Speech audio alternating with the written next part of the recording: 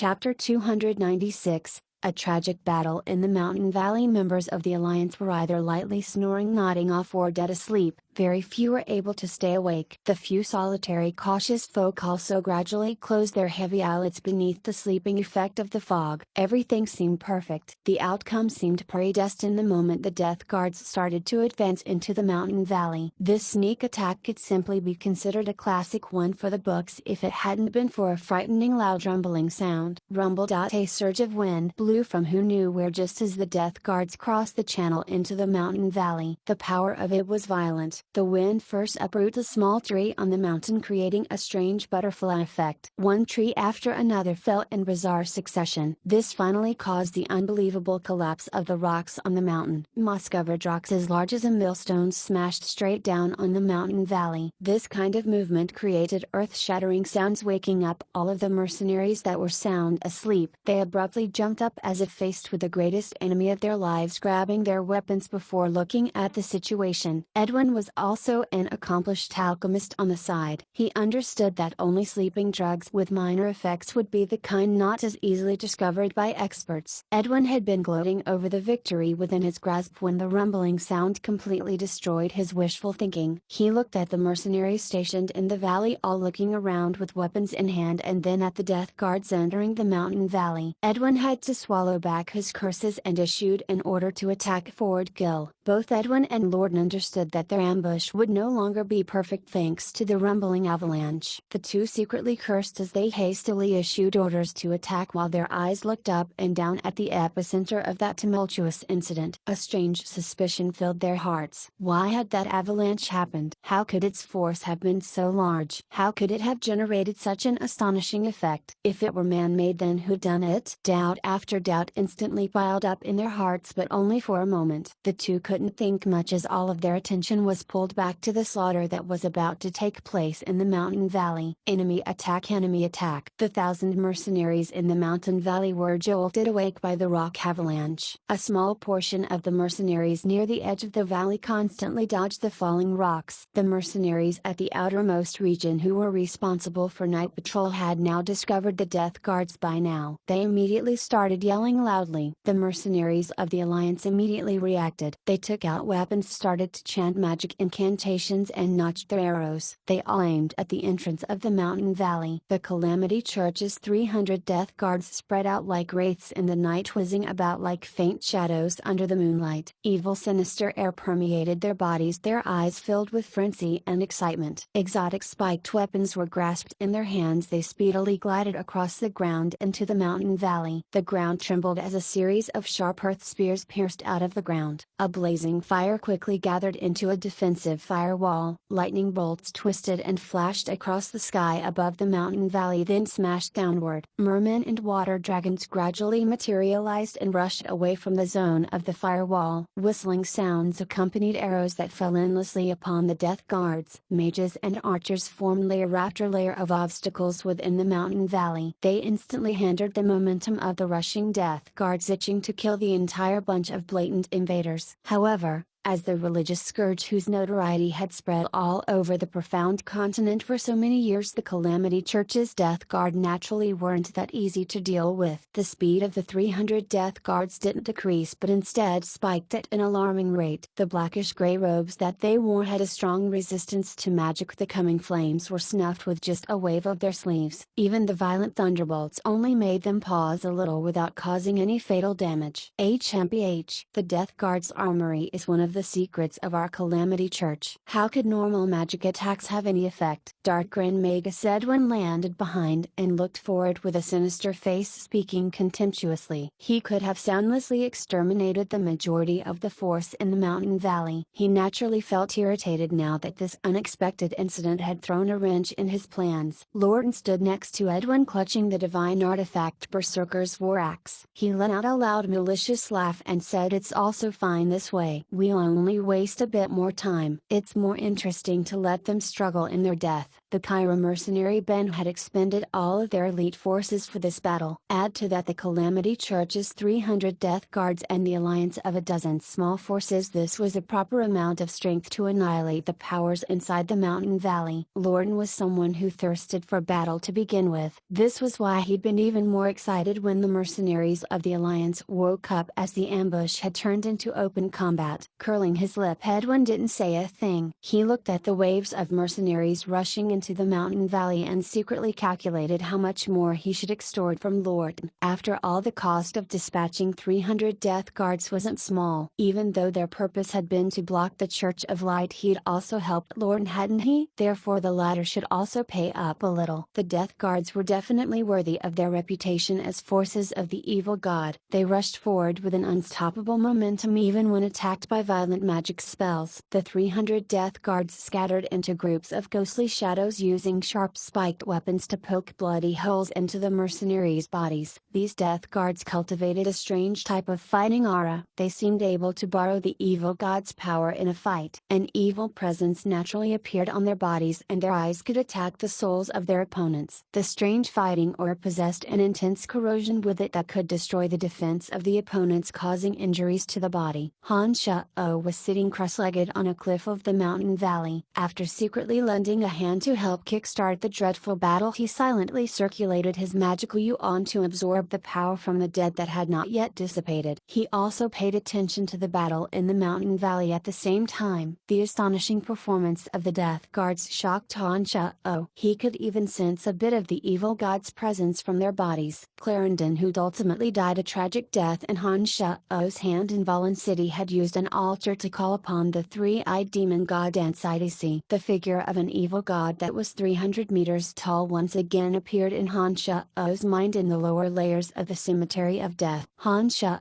could sense a bit of the presences of Ansidisi and the evil god from the death guards. The death guards could obtain a bit of the strange force from the evil god due to their fanatical belief. Perhaps they could only borrow 1 out of 100,000th of the evil god's power. However, that power released still couldn't be looked down upon as evident in the tragic death of the mercenaries who faced them. 300 death guards wasn't a big number, but the damage they caused was terrifying. Since the Temple Knights of the Church of Light possessed were at a similar level of strength as these death guards, Han Shao could imagine that the former's power was certainly just as impressive. Hey, it's getting more and more interesting, Han Shao muttered to himself with a cold smile. He abruptly heaved a breath of relief. What will come, otherwise it would no longer be interesting. Dark Grand Magus Edwin also frowned when Han Shao finished saying these words. He abruptly used the levitation skill to float up and out of the mountain valley. He carefully took note of his bearings before quickly returning to the mountain valley. He landed swiftly near the now twice berserk Lordan. A large number of mercenaries are gathering here. How could this happen? The Rainbow Sickle mercenary band isn't far from here. They must have discovered something because we've caused such a big movement in this place. Hey, 4 to 500 out of the 1,000 mercenaries in the mountain valley have already died. Florida will only be coming to his death if we make good use of time and kill them all. Just as Rainbow Sickles alone simply can't stop our momentum. Lordan randomly threw out an answer as he chopped a 2-meter-tall orc warrior in half with a wave of his berserker's war axe. He then rammed into the crowd in front, seemingly insane with happiness as he was able to indulge in battle. That's not it. It isn't just the Rainbow Sickles. There's also a large group of orcs. Edwin shouted to Lordan as if there was a fire was raging in his heart. Damn it. How can that be? Lordan was startled. He abruptly jumped to Edwin and asked with horror, "Kill them." Adam Minlo was riding a 10-meter-long flaming bird in the air. He rushed forward with his family members who were behind him, also riding various magic creatures. The dull sounds of iron hooves pounding against the ground outside of the mountain valley were heavy like a beating drum. The experts of the three great powers were gathering in the valley, tightly blocking Lordan's group's retreat. Shove it all and bring forth all your efforts to bear, or none of us will be able to escape. Since the situation had become like this, Lordan naturally understood what was to follow. He let out a long howl to the heavens. His ferocity burst as he rushed straight forward to kill the remaining mercenaries in the mountain valley. Chapter 297.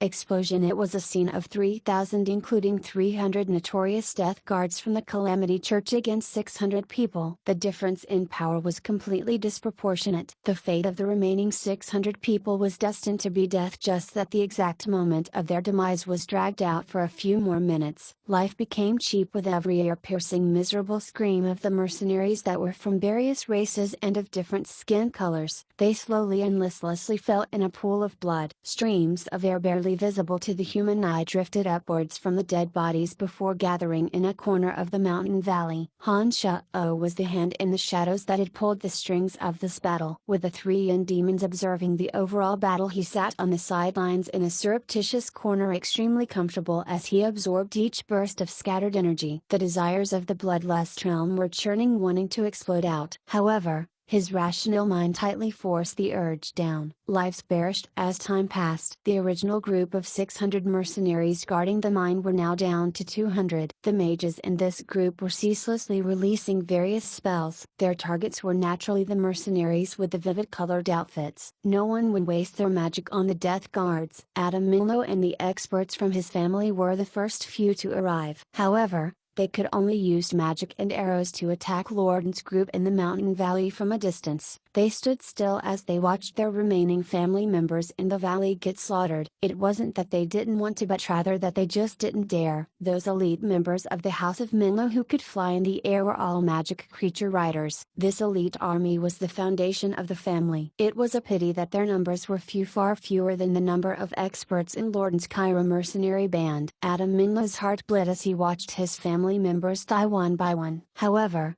he didn't dare to come in close to rescue them. He knew full well that once he landed, what awaited his group would be destructive blows. He was waiting for Florida and Qatar's groups to arrive. The new arrivals would be able to surround Lordan's group from outside the mountain valley. He was waiting for more members of the three forces to assemble and then vent their accumulated rage towards Lordan. Honorable Father, save me. A middle-aged man with a face similar to Adam Minlo's was riding an armored black buffalo in the middle of the valley. His eyes flooded with helplessness as he called out miserably to Adam Milno, who hovered in the air on his fiery bird. Lordan stood in front of this middle-aged man holding his berserker's war axe, leering widely. Several berserkers were next to Lordan, also grinning maliciously as they coordinated to keep watch on the middle-aged man. Lordan wasn't in a hurry to kill him. Instead, he lifted his head to look at to the sky as if waiting for Adam Milno to draw nearer. However, he only saw Adam Milno turn around with his shoulders trembling slightly after waiting for a while. It seemed that Adam had made the right decision despite the agony he felt in his heart. No, the middle-aged man bitterly growled. Lordan approached and cleaved him in two. The echoing sound of his dying cry made the distant Adam Milno falter on the back of his flaming bird. The heavy sounds of dull hooves were finally heard. Florida and Qatar were leading a large number of mercenaries to advance upon the mountain valley. Adam Milno's eyes were bloodshot as he held up beneath the heart-wrenching agony of the scenes displayed in front of him. He was the first to rush into the center of the valley. Fighting aura burst out from the spear in his hand and intersected with the blazing flames from the flaming bird's beak, instantly taking several lives. The battle had become even more devastating, taking place in the mountain valley like a raging fire. Han Shao absorbed the killing intent quietly and indifferently. He coldly watched the battle that had turned the mountain valley into a level of hell and desperately suppressed his intense desire to join the fray. The evenly matched forces fought each other until they became crazed with bloodlust as time went on. 90% of the Valley of Sunshine's forces had become involved in this, either for the Mithril mine or to gain privilege in the valley or to vent their deep hatred accumulated over the many years. The life force of the unyielding powerhouses was happily absorbed by an opportunist. Soon the bodies piled up all over the whole mountain valley and began to hinder the battle itself. The races slaughtered each other to their heart's content out of interest and hatred. Blood-red mist began to materialize around Han Shao from the large amount of energy he'd absorbed. The sky above the mountain valley was suddenly blotted out by a bloody red mist. This terrifying, evil, murderous intent brought along with it a nauseating bloody smell as it enveloped the entire mountain valley. However, the forces were all obsessed by battle and didn't notice this strange happening. All of their attention was focused on the enemy in front of them. Each and every individual had gone completely insane, using their weapons, bare hands and feet, or even their teeth to attack. Han Sha-O almost lost control of himself as he fought against his own bloodthirsty urges. He finally issued an order to the Earth Elite zombie lurking underground. Han Sha-O understood that this wasn't the right time since one side hadn't obtained victory yet. He could still wait a bit longer. Unfortunately, Han Sha-O knew that he was in an extremely bad state. He'd absorbed far more killing intent than he could bear. He was afraid that he'd lose his rationality and miss his chance. 90% of the forces in the Valley of Sunshine was here locked in battle. Of that, a fourth of this number had already perished. This battle was absolutely the most intense one that had ever occurred in the history of the Valley of Sunshine, with the greatest amount of participants as well. Suddenly the forces that had been fighting to the death felt a violent tremor from the ground. Every corner of the entire mountain valley seemed to explode before they could react. The strong smell of explosives instantly spreading. As every corner in the mountain valley had opponents fighting each other, the explosion caused massive damage. The mercenaries instantly exploded into clouds of blood mist. The earth was shaking and mountains cracked with the endlessly echoing series of explosions. More than half of the forces that had been lucky enough to survive until now died to the violent explosions. The huge rocks above ground shattered into pieces due to the underground explosion. Each piece was bigger than a person and tumbled down like a shower of rain. The impact from the momentum of rocks that were falling from an altitude of several hundred meters was extremely terrifying. Careless experts were smashed into meat paste by them. The parties in the mountain valley were dumbfounded by this violent explosion. 90% of the Valley of Sunshine's forces were located here, but this earth-shattering bombardment hadn't distinguished between friend nor enemy. The damage it caused was amplified even more. No matter how dim-witted Lorden's group was, they too could smell a conspiracy going on here. Countless rocks were still falling. The entire mountain valley was sealed off. The startled experts were snapped out of their bloodlust by the sound of explosion and reacted abruptly. They looked up and cursed loudly before madly fleeing for their lives. The voices of Lorden's people were extremely resounding among the scene, each screaming and roaring before quickly evacuating. Perhaps these people would have discovered Han Sha-O's existence if it weren't for the avalanche obscuring the bloody mist surrounding him. After all, the fiendish image that he'd established in people's hearts after using the blood mist to attack last time had left an unforgettable impact in their hearts. However, the big rolling boulders had dispersed the barely noticeable mist. In addition, the downpour of rocks was so terrifying that no one had the heart to carefully watch the sky. Everyone put all their effort into fleeing so Han Sha-O's existence wasn't exposed. The leader of the great powers could smell conspiracy, and so their resentment and hatred overflowed like rivers and seas. However, they knew full well this wasn't the time to pursue the matter. Like Lorden, all of the leaders ordered their subordinates to retreat from this place as quickly as possible. Florida's group had already felt an ominous premonition when they received the arrows. The bloody battle had already started by the time that they had arrived at the mountain valley. The series of explosions constantly bombarded them before they could finish distinguishing between friend and foe. Florida immediately understood that the people in the mountain valley had been plotted against. Florida's group was terrified. They even thought that this was an act from the three great empires surrounding the Valley of Sunshine, the purpose to eradicate all forces and take complete control of the valley. Due to this, Florida naturally believed that this attack using explosives was just the beginning. Perhaps a great number of soldiers from some empire was baring their fangs at them already. Therefore, when Lorden fled, they also chosen to flee in panic. No matter how they thought about it, they hadn't expected this to be orchestrated by a single person, and that an attack with such a massive impact was created by just the Earth Elite zombie alone. This sent all of the forces into complete disarray. The leader of a force was nationally much more meticulous in his calculations. However,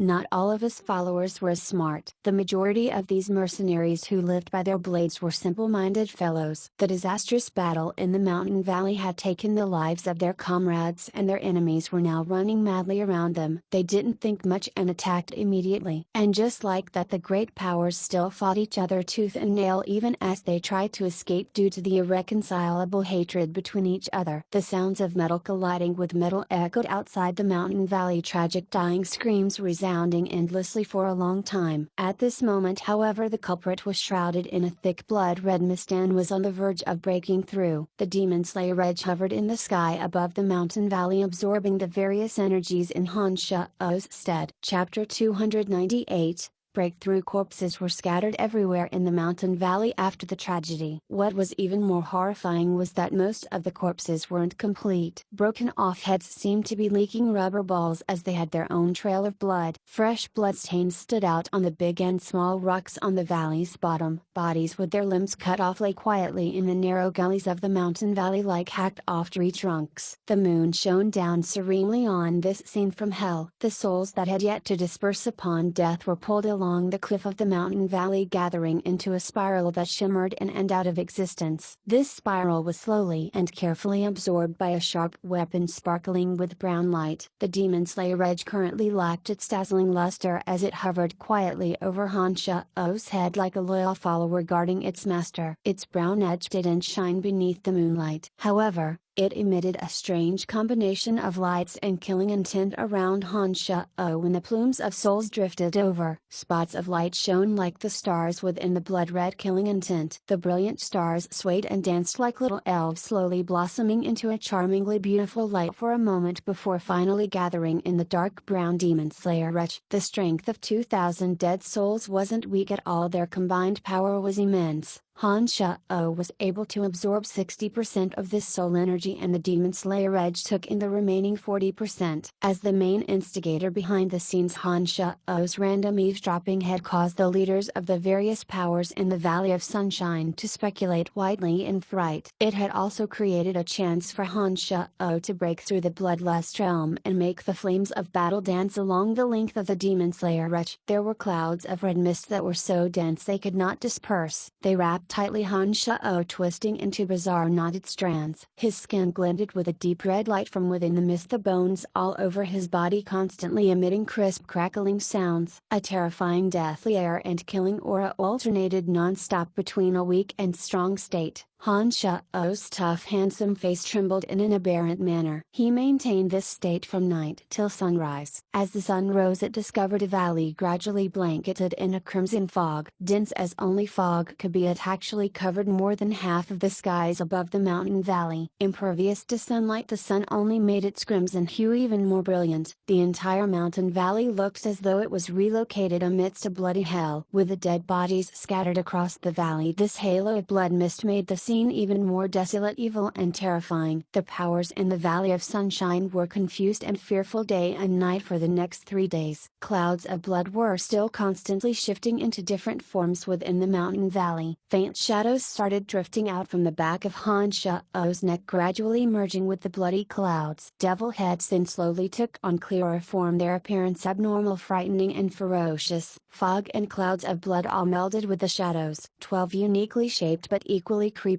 and ferocious monsters finally took shape after 5 days. Some came with a spiky head and sharp claws, others had thick row of fangs like a shark, and some even had thorny barbs all over their backs. These 12 grim demons were each different in appearance but possessed a similar presence, Han Shao's unique presence. They all possessed Han Shao's unique presence as they were created from his body. The little skeleton Earth Elite Zombie and Wood Elite Zombie hiding in a valley gully didn't make any unfriendly moves towards the grim demons thanks to this familiar presence. 7 more days passed. The shapes of these 12 capering monsters constantly changed. There were times when they even took Han Shao's appearance. The strangest thing was that on the 5th day, Han Shao was surrounded by 12 exact copies of himself. On the last day, the 12 ever-changing things returned to their original grim demon appearance before turning into red rays and hiding in Han Shao's body. Exhaling a soft breath, Han Shao finally opened his fey-like eyes after all of the grim demons had concealed themselves in his body. Sweeping a glance around the mountain valley that exuded a dank stench rising to the skies, he murmured, finally the separate demon realm. The mountain valley had violently shook and collapsed under the massive explosion. All of the paths into the mountain valley were blocked. The only thing able to enter was the warm sunlight pouring down from the sky. During this period, the 3 dark creatures,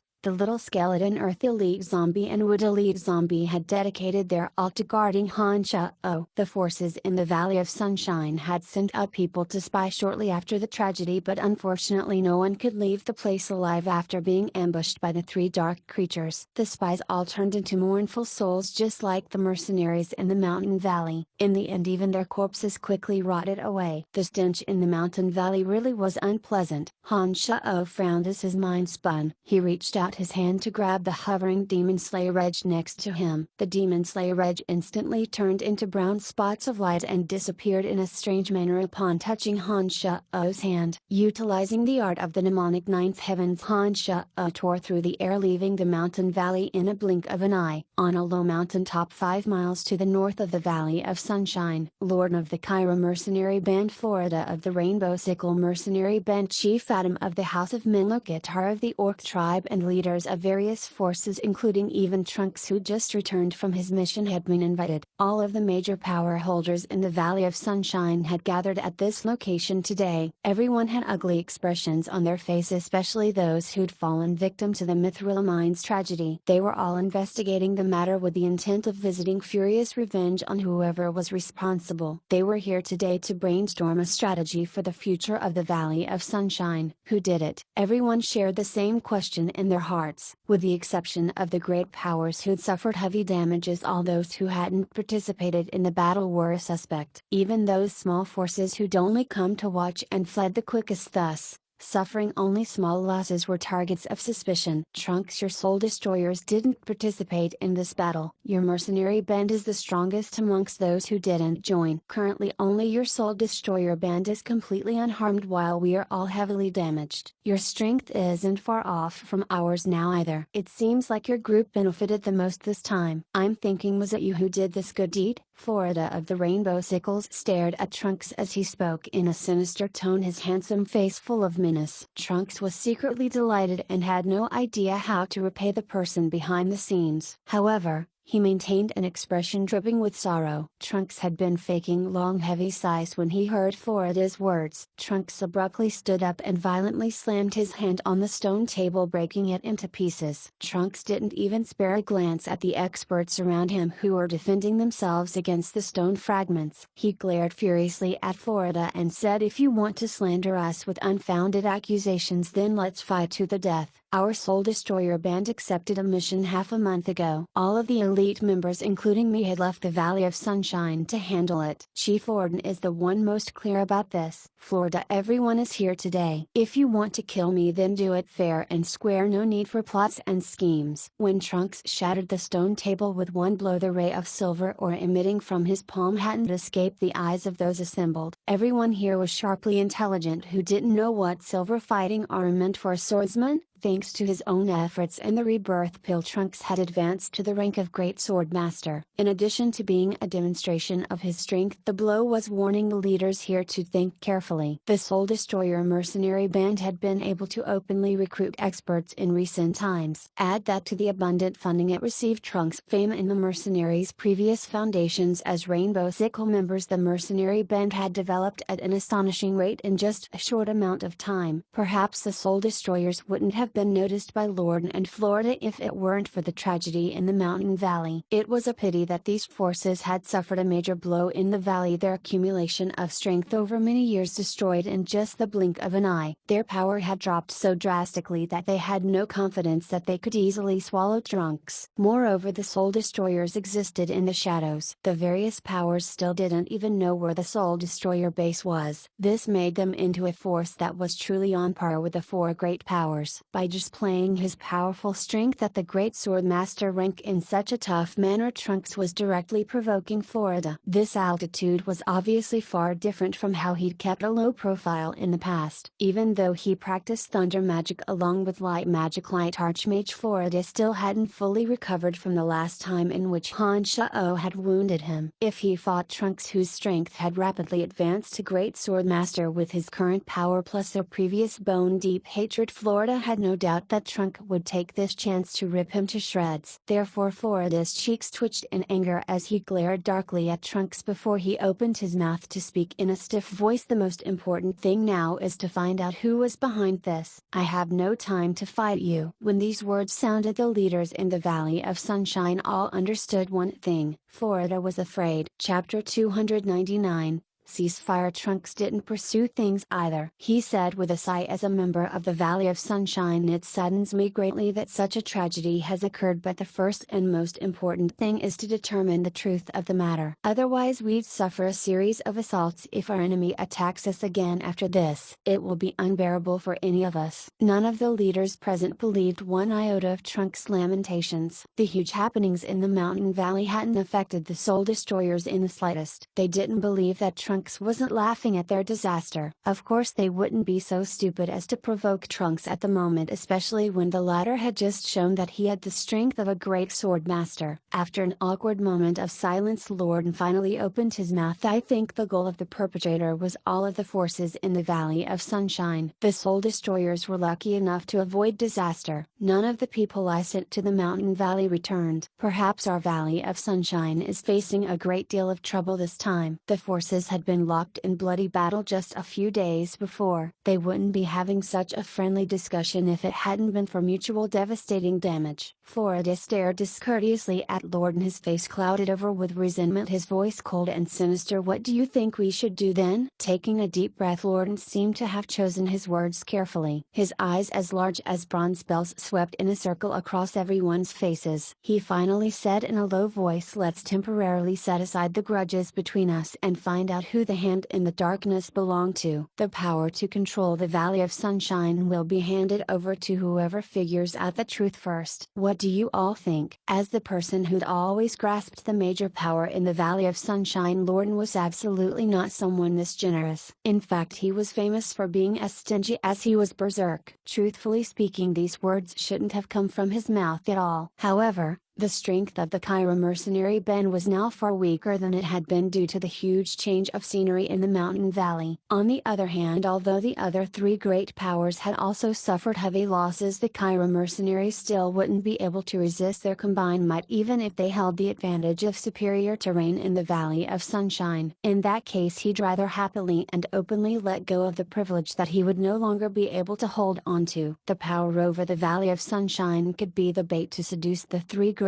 powers, causing the alliance to fracture because of this hard-to-grasp benefit. Lorden wasn't simple-minded despite being brawny. This fellow was definitely a great schemer, as he was able to sit on the highest position in the Kyra mercenary band. The moment Lorden's words fell, the eyes of Adam Menlo and Guitar, who'd been following Florida's lead, flashed with wild ambition. The two silently glanced at each other for a few seconds before agreeing readily, seemingly unaware of Florida's desperate eye signals. The small forces who'd cooperated with Lorden hesitated for a moment before nodding their heads in consent. Trunks also readily agreed upon seeing the majority of the forces nod with agreement. Everyone's eyes then fell on Florida. Originally, Florida would likely have grasped this power as long as Adam Menlo and Guitar supported him. He secretly cursed these two former allies and their families in his heart. Although Florida was extremely bitter inside, he could only nod and give his approval. The big decision had been made. Even Florida couldn't go against it. Very good. Then we can discuss the details for a bit and even draft an agreement. All of the forces in the Valley of Sunshine will be the supervisors in case someone refuses to admit to this later. Lorden grinned blandly as he made a serious proposal. This agreement was as ridiculous as a prostitute claiming to be a virgin. However, sometimes this was necessary. Although everyone knew full well that the agreement would be instantly torn apart if one side became powerful enough, there was still a need for rituals. This could offer a bit of psychological comfort, especially when everyone felt that a secret enemy existed in the shadows. Therefore, even the great powers with nefarious intentions had to agree to these terms. The forces were temporarily agreeing to a truce as they put forth all of their effort to track down the hand in the shadows. When Han Sha learned all of this from Trunks, he only chuckled blandly without offering any comments. He didn't explain anything to Trunks either, and quietly left the Valley of Sunshine, a place where everyone was sucked into a huge whirlpool whirlpool of conspiracies and suspicions. Trunks' hairs stood on end as he was creeped out by Han Shao-Oh's smile. He saw in Han Shao-Oh's eyes a trace of pride that was deliberately revealed yet hard to see. Trunks suddenly realized something. However, Trunks didn't ask any questions. Upon Han Shao-Oh's leave, he immediately led the Soul Destroyers to raise a great hue and cry in the form of a large manhunt for the perpetrator. They looked even more hardworking than Lorden's mercenary band. In the process of this open and righteous search for the perpetrator, Trunks took the opportunity to conveniently carry out recruitment activities. The fame of the Soul Destroyer mercenary band gradually began to spread, attracting many fine experts to join them. Han Shao returned to the awesome city 7 days after he left the Valley of Sunshine. He gave some instructions to the steward in the mansion before secretly leaving through the transportation matrix in the Dark Mantle. Bretel City wasn't a firm, stable city, as the former city lords had been habitually weak against the invasions of the 7 Grand Duchies. The guards here had become a motley array of individuals. Whether it was the city lord or the soldiers, they'd save their strength to run and flee even faster than the civilians when faced with a real attack. Since Bretel City was often assaulted, the Lancelot Empire hadn't wasted a great amount of money to build a transportation matrix here. After all, if a transportation matrix leading everywhere just so conveniently existed when the other Grand Duchies occupied Bretel City, no one could guarantee that the blatant invaders wouldn't just invade other cities of the Empire through the transportation matrices. While Bretel City was barren, the Lancelot Empire had many flourishing and rich cities. Theoretically, if the invaders really entered the Empire's other cities by using the transportation matrices, it'd bring about a danger no one would dare to imagine. Therefore, building a transportation matrix in a place like this that seemed to be an abandoned city was a double-edged sword. This resulted in a never-ending situation of suspension. Spring is truly here. It's a pity that the scenery isn't very pleasing. Sitting inside a carriage, Han Shao lifted the curtain to look at the scenery along the way and muttered to himself. Ever since arriving at the transportation matrix in Seamist City, neighbor to Bretel City, Han Shao had been sitting in the carriage in a slow approach towards his destination. On the way, beggars wrapped in coarse clothes wandered all around. Flies flew back and forth over dead bodies on the 2 sides of the road. A thick stinking smell was always drifting about the place. Seamist City was a rich city with strict defenses in the eastern part of the Lancelot Empire. However, when traveling to Bretel City from there, these desolate scenes were like heaven and earth compared to Seamist City. Han Shao already discovered a dozen groups of bandits running rampant through the Yin Demons just 3 days into the trip. These bandits were just regular robbers from the Lancelot Empire and not the official armies of the 7 Grand Duchies that disguise themselves as bandits. Even the steel-nerved Han Shao was a little stunned at such a miserable situation. He personally killed no less than 50 of these beasts in human skin along the way. Brian, I didn't think your territory would be this kind of place. The tragic sights along the way are challenging enough for people's nerves already. I think Bretel City will be almost unbearable for you. Chester had disregarded life and death when he had begged to follow Han Shao. He'd given up a good mission led by Emily and was even willing to be the coachman so Han Shao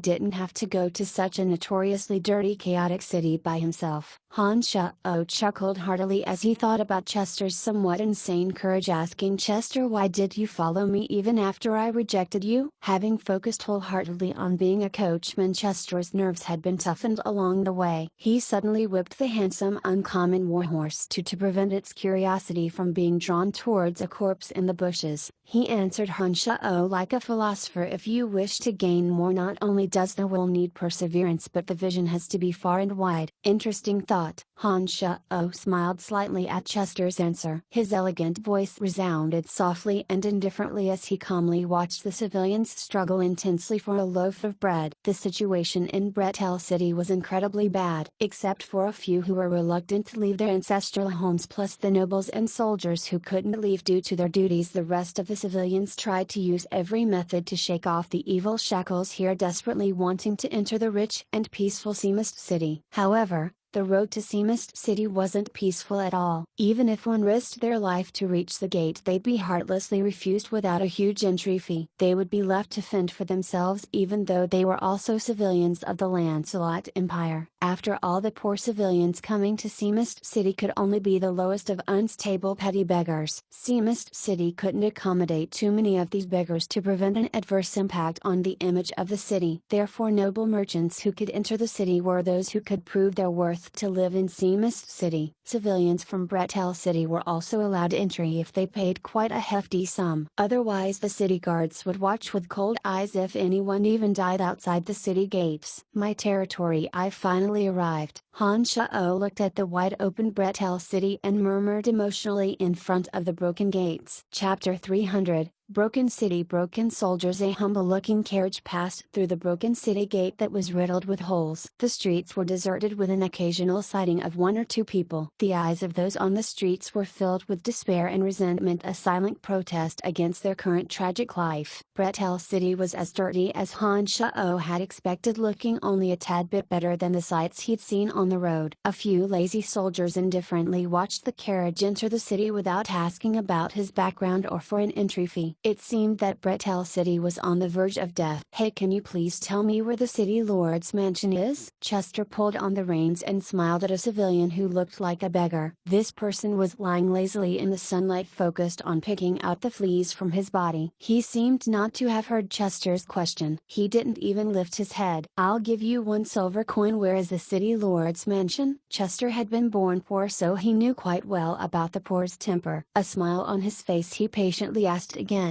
The mention of silver coin immediately showed its effectiveness. Sniffing the seductive aroma of money, the seemingly deaf beggar suddenly stared at Chester. He pointed in the direction of the street to the east. "Go straight for 300 meters. The tallest, most broken down mansion is the city lord's mansion." A silver coin shining in the sunlight spun through the air, rolling to a stop on the ground in front of the beggar. Chester whipped the horse and left without saying thanks, following the directions to the city lord's mansion. The beggar hastily picked up the silver coin, clutching it tightly in his hand. He then looked towards the direction where the two left and murmured, "Some more people have come to Bretel City again. If it isn't some risk-taking merchant who'd come for profit, then it must be that legendary unlucky count. Poor fellow." Whenever Bretel City was invaded, the city lord would be the loving focus of their attention. As such, the walls of the big tall building weren't too sturdy, and there were still several holes decorating the ground nearby, remnants of a previous bombing that hadn't yet been repaired. When Han Shao's carriage arrived, only a smattering of 5 maids and less than a dozen soldiers were present. These maids and soldiers' attitude towards Han Shao's arrival was quite indifferent. They weren't enthusiastic nor welcoming in the manner of a subordinate. Of course, a welcome banquet that would be normal in other areas was even more impossible. The city lord's mansion was at least 5 times bigger than Han Shao's mansion in Asan City. However, it really had no other uses aside from being big. As the city lord was the first to flee upon every invasion, no soldiers had been stationed here. Therefore, the city lord's mansion was always the first place to be pillaged. Even some things that were hard to take away were all gone after successive attacks. What was incredibly ludicrous was that Han Shao actually saw a large rectangular hole in the ground, the remnants of a white jade table that had been peeled away. This was enough for Han Shao to imagine the real situation in Bretel City. "Describe the current situation of Bretel City to me," Han Shao asked Dick whilst sitting in the tattered lobby of the city lord's mansion hall. Dick was the dark mantle liaison in this city and had arrived after hearing of Han Shao's posting. Dick was a man who was roughly 40 years old. He looked ordinary, with his nose placed high on his face. It was a feature unique to the mountain people of Bretel City. Dick paid his respects to Han Shao and answered in a somewhat awkward version of Imperial tongue. The former city lord of Bretel took a total of 500 family members with him upon his leave. The entire city currently only has over 3,000 soldiers. The population in the city is less than 50,000. The 3,000 soldiers aren't enough to guard the city gates, not to mention they usually flee even faster than the civilians. The city's defenses have never been fixed lost after every attack due to the lack of funds, and now it's almost lost all defensive ability. The mountain folk are native to Bretel City, and the majority of them reside on several steep mountains in the area. These mountains produce valuable ores. The natives are very familiar with the terrain of the big mountains, and it's difficult to launch an attack at the mountains. This is why the mountain people can resist the invasions of the 7 Grand Duchies. In fact, Bretel City has actually been relatively safe up until now. After dozens of large and small invasions, the 7 Grand Duchies all know that there's nothing left to loot in this city anymore. Even if they spent the time and resources towards a raid, there's not enough to raid in this city to ensure a profit. That's why no further aggression has occurred in the past few months. It was rather the mines in the big mountains surrounding us that the natives protect and harvest from that have become the target for bandits and private armies. However, the mountain people there aren't as incompetent as the imperial soldiers. So far they've been able to barely resist the onslaught of attacks. Han Shao gradually grew to understand the situation in Bretel City thanks to Dick's overview. When Dick finished speaking, Han Shao looked at a soldier in the city lord's mansion and ordered assemble all of the city's soldiers in front of the city lord's mansion. I want to see what they currently look like. Yes, Sir Count. This soldier responded lazily and climbed unhurriedly onto a skinny horse before slowly moving out of the castle. My lord, you will be disappointed. Dick shook his head with a long sigh as he spoke to Han Shao. I know, but I think I won't be disappointed again in the future. Han Shao smiled blandly before sinking into silence with a frown. The city's scattered soldiers finally assembled unhurriedly after almost 2 hours. They gathered at the front of the castle with no order or discipline. Their bodies didn't look very strong and their complexions were sickly, probably due to issues with food. No one had any trace of the kind of attitude and spirit that a soldier should have. It was clear that they wouldn't be able to withstand even one blow with their current combat strength. The swords, bows and spears in their hands were of inferior quality with rust stains all over them. Han Shao felt that just about any weapon forged by the dwarves could break apart all of their weapons. Only 1/3 of the soldiers were middle-aged men and strong youngsters. The rest were much older old men who moved much more slowly. Who could expect to rely on these folks' fighting capabilities? Han Shao stood on the high platform in front of the mansion observing these soldiers for a while. He silently pondered before saying with a grin, from today on your happy days are over. Soldiers over 50 years old will be removed. For these people I will guarantee you a normal life. As for the rest, not only will you have enough food to fill your stomachs, you'll also get new weapons and armor plus strong war horses. Of course you'll also be trained in a cruel, torturous manner to wait for the next chance to wash away our previous shame with the blood of the invaders. With me here, Bretel City has to change completely. The elderly soldiers below broke out into an uproar. They were indifferent to Han Shao's retirement order but were doubtful of his guarantee for a life with enough food and clothing. The young people turned to look at each other as they processed his words, not knowing what he actually wanted to do. Sir Count, do you mean that? Dick was standing next to Han Shao and asked Han Shao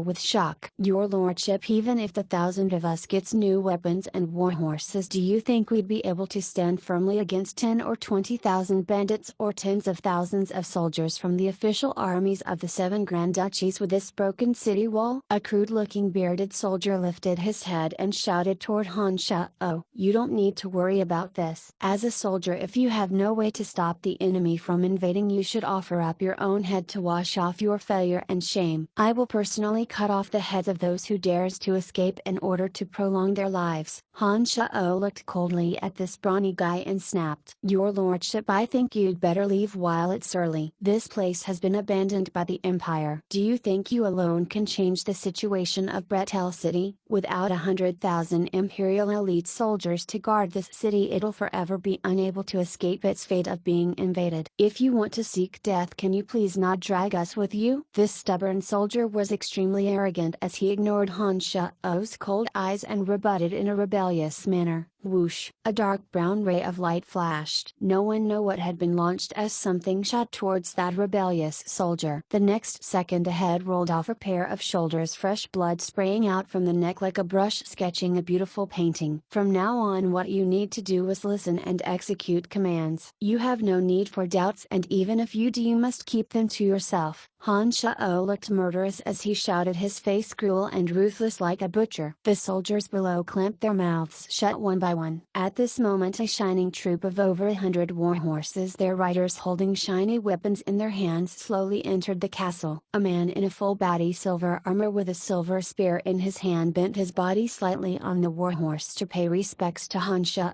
Sir Counter Rider Fogg will dedicate my all to serve you and heed your every command. Han Shao didn't need to think much at all to know that Fogg had been sent by Lawrence. Han Shao felt an atmosphere of slaughter from this man that only existed on true warriors who'd been through hundreds of battles. He immediately swept a glance filled with ill intent at Bretel City's soldiers and said with a sinister laugh, Fogg, from today on these ones are under your care. Use the most cruel method you have to train them. I won't blame you if someone dies during training.